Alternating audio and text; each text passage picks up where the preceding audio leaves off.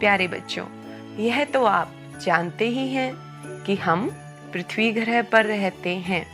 हमारी पृथ्वी एक बहुत विशाल ग्रह है।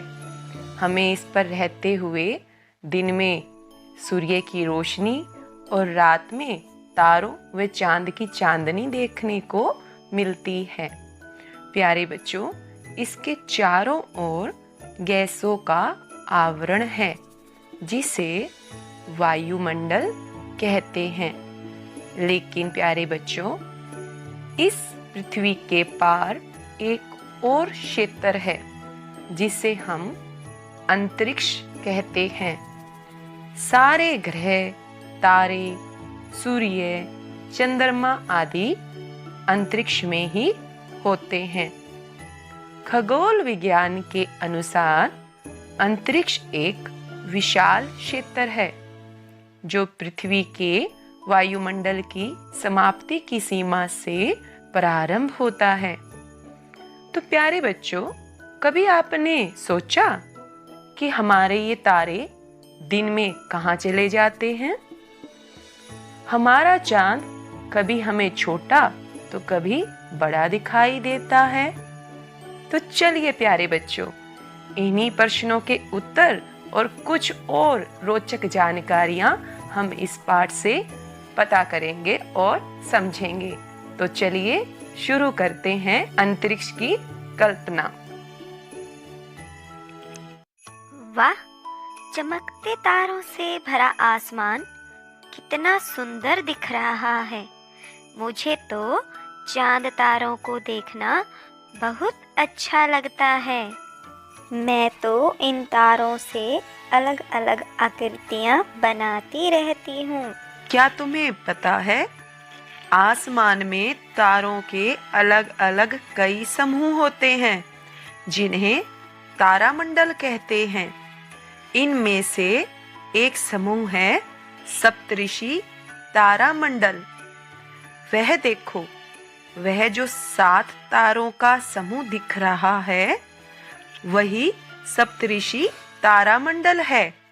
हाँ दीदी, वह तो पतंग जैसा लग रहा है। यह तो बहुत सुंदर है। अच्छा, अब देखो, सप्तऋषि तारामंडल के उन 2 तारों की सीध में जो तारा सबसे ज्यादा चमक रहा है वह ध्रुव तारा है। यह तारा हमेशा उत्तर दिशा में ही होता है। पुराने समय में लोग इसी तारे की मदद से दिशाएं पहचानते थे। लेकिन मुझे तो चांद अच्छा लगता है क्योंकि तारे छोटे होते हैं। रजत, वास्तव में तारे तो बड़े होते हैं और चांद काफी छोटा होता है। हाँ दीदी, मैंने एक किताब में पढ़ा था कि तारे पृथ्वी से बहुत दूर हैं और चांद पृथ्वी के पास है। इसीलिए तारे हमें छोटे दिखाई देते हैं और चांद बड़ा दिखाई देता है। रजत, वह घर देखो, दूर होने के कारण वह कितना छोटा लग रहा है। इसी प्रकार तारे भी छोटे लगते हैं। अच्छा दीदी, तारे दिन में कहाँ चले जाते हैं? ये हमें दिखाई क्यों नहीं देते? क्योंकि दिन के समय सूर्य का प्रकाश बहुत तेज होता है और इसी कारण तारे दिखाई नहीं देते। बच्चों, तुम्हें यह तो पता चल गया कि तारे दिन में क्यों नहीं दिखाई देते। लेकिन क्या तुमने कभी सोचा कि ये दिन और रात होते ही क्यों हैं? नहीं दीदी, क्यों होते हैं? क्योंकि बच्चों, पृथ्वी अपनी धुरी पर घूमती हुई सूर्य का चक्कर लगाती है। इसे अपना एक चक्कर पूरा करने में 24 घंटे लगते हैं। सूर्य का चक्कर लगाते हुए पृथ्वी का जो हिस्सा सूर्य के सामने होता है वहाँ पर दिन, और जिस हिस्से पर सूर्य का प्रकाश नहीं पड़ता वहाँ रात होती है। दीदी, तारे तो हमेशा एक जैसे दिखाई देते हैं, लेकिन चांद हमेशा एक समान क्यों नहीं रहता? हाँ सुकन्या, देखो, चंद्रमा पृथ्वी के चारों ओर घूमता रहता है और यह सूर्य के प्रकाश से ही प्रकाशमान होता है। इसीलिए पृथ्वी का चक्कर लगाते समय चंद्रमा का जो भाग सूर्य के सामने होता है, सिर्फ वही भाग हमें चमकता हुआ दिखाई देता है। यही कारण है कि चंद्रमा का आकार घटता बढ़ता दिखाई देता है। यह पूर्णिमा से अमावस्या तक घटता हुआ तथा अमावस्या से पूर्णिमा तक बढ़ता हुआ नजर आता है, और इसीलिए पूर्णिमा के दिन ही हम पूरा चांद देख पाते हैं और अमावस्या के दिन चंद्रमा दिखाई नहीं देता, उस दिन अंधेरा होता है। प्यारे बच्चों, आप भी इस तरह एक पेज लें और इस प्रकार उस पर खाने बनाएं और फिर 1 महीने तक आप आकाश में रात को चांद को ध्यान से देखें कि उसमें क्या बदलाव आते हैं। चांद से जुड़े कौन से त्योहार मनाए जाते हैं? इसका जवाब है करवा चौथ, संकट चतुर्थी, ईद। दीदी, चांद से हमारी पृथ्वी कैसी दिखाई देती है? बच्चों, यह नारंगी जैसी होती है, यह पूरी तरह गोल नहीं होती। इस बारे में हम कल ग्लोब की सहायता से जानेंगे। दीदी, इस ग्लोब में अंतरिक्ष कहाँ है? अरे बच्चों, यह तो सिर्फ पृथ्वी का एक मॉडल है। चांद से हमारी पृथ्वी ऐसी दिखाई देती है।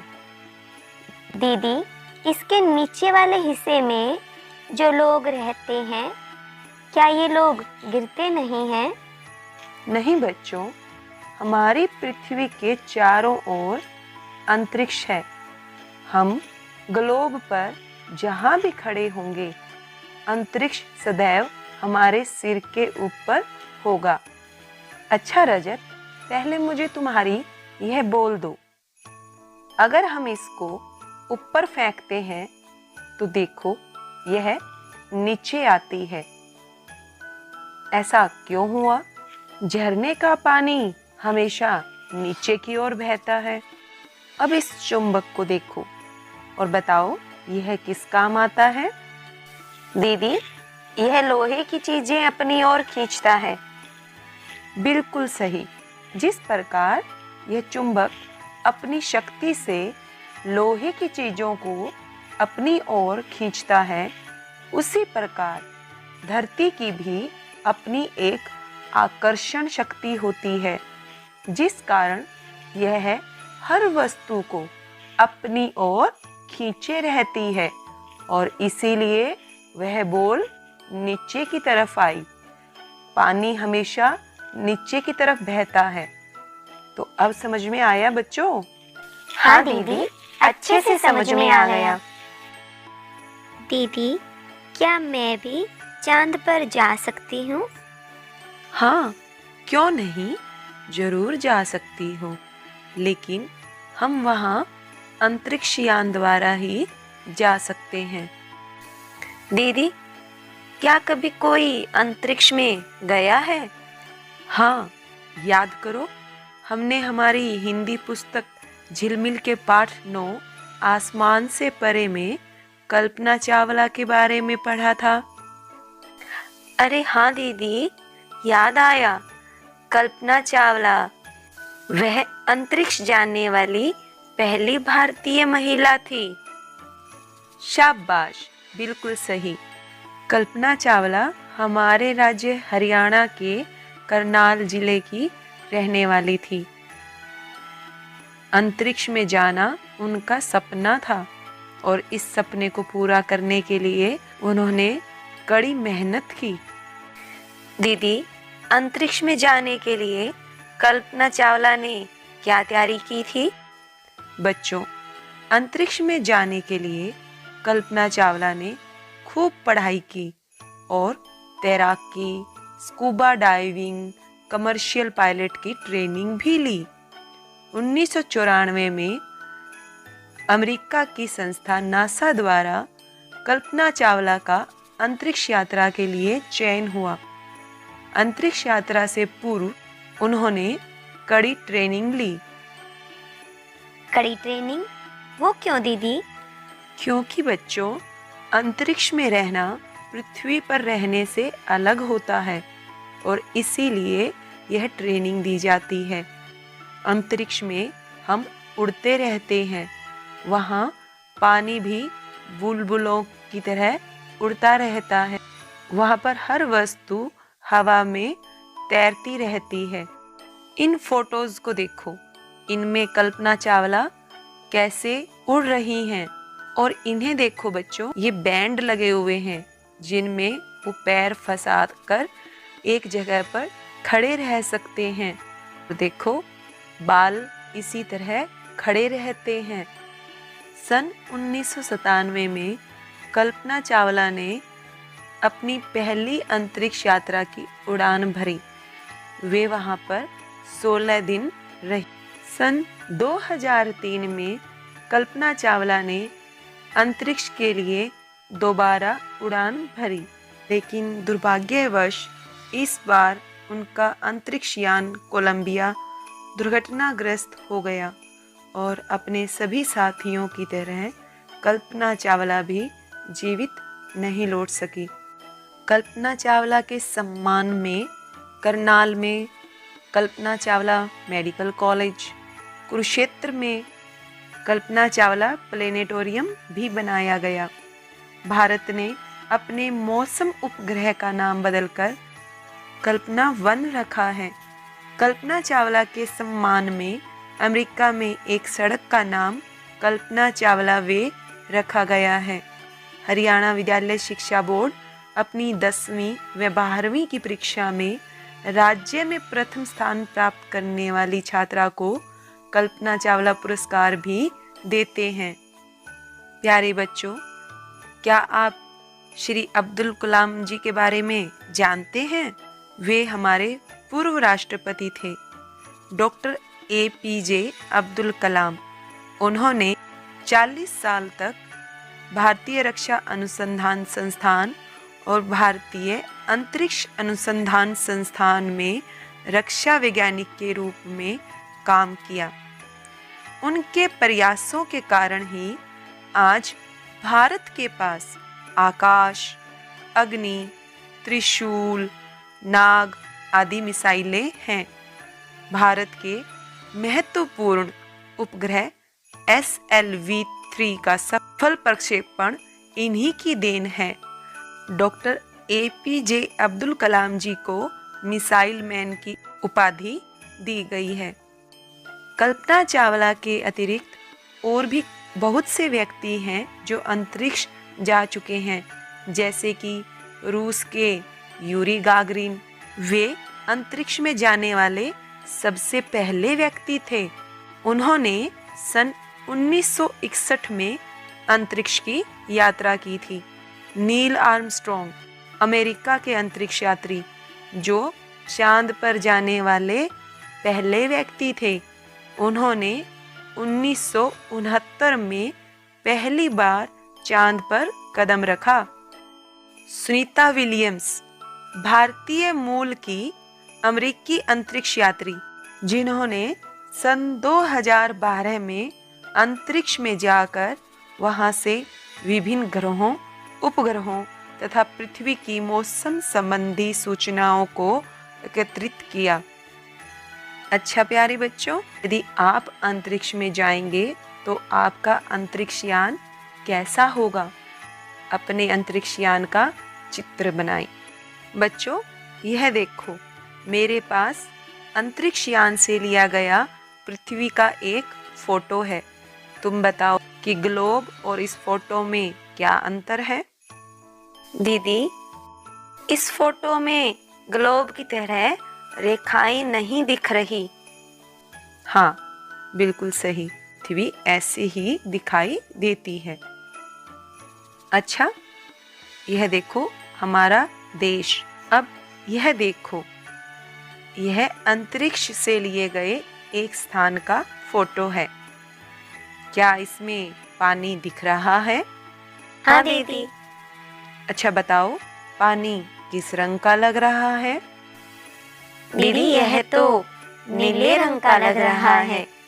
अच्छा, क्या इसमें इमारत व घर आसानी से पहचान पा रहे हैं?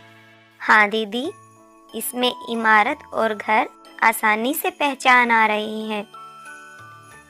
तो प्यारे बच्चों, क्या इसमें आपको हरियाली दिखाई दे रही है?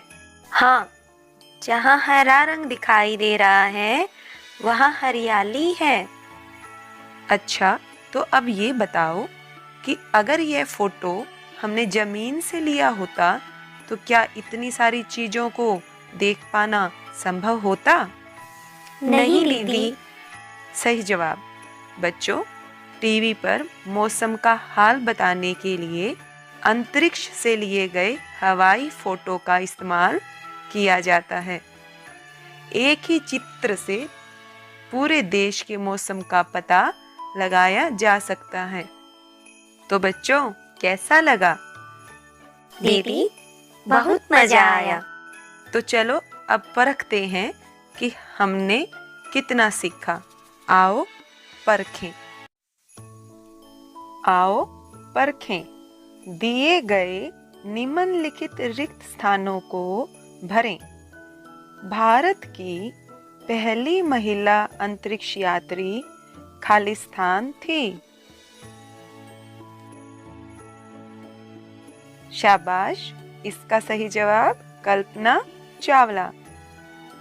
खालिस्तान हमेशा उत्तर दिशा में होता है। और सही जवाब है ध्रुव तारा। बहुत अच्छे। सप्तऋषि एक खालिस्तान है। इसका सही जवाब तारामंडल। शाबाश। वैज्ञानिक अंतरिक्ष में खालिस्तान की सहायता से जाते हैं। अंतरिक्षयान। पृथ्वी के जिस भाग पर सूर्य का प्रकाश पड़ता है वहाँ खालिस्तान होता है। और इसका सही जवाब दिन। तो प्यारे बच्चों, अब हम करते हैं बहुवैकल्पिक प्रश्न। अंतरिक्ष में जाने वाले सबसे पहले यात्री कौन थे? सही जवाब यूरी गागरिन। आसमान में तारों के समूह को क्या कहते हैं? और इसका सही जवाब तारामंडल। पृथ्वी के गोल होने के बाद भी हम क्यों नहीं गिरते हैं? इसका सही जवाब पृथ्वी की आकर्षण शक्ति के कारण। Very good. किस महान व्यक्ति के प्रयासों से आज भारत के पास आकाश, अग्नि, त्रिशूल, नाग आदि मिसाइलें हैं? और इसका सही जवाब डॉक्टर एपीजे अब्दुल कलाम। मौसम का हाल बताने के लिए कौन से फोटो अधिक उपयोगी होंगे? शाबाश, इसका सही जवाब हवाई जहाज से खींचे गए फोटो।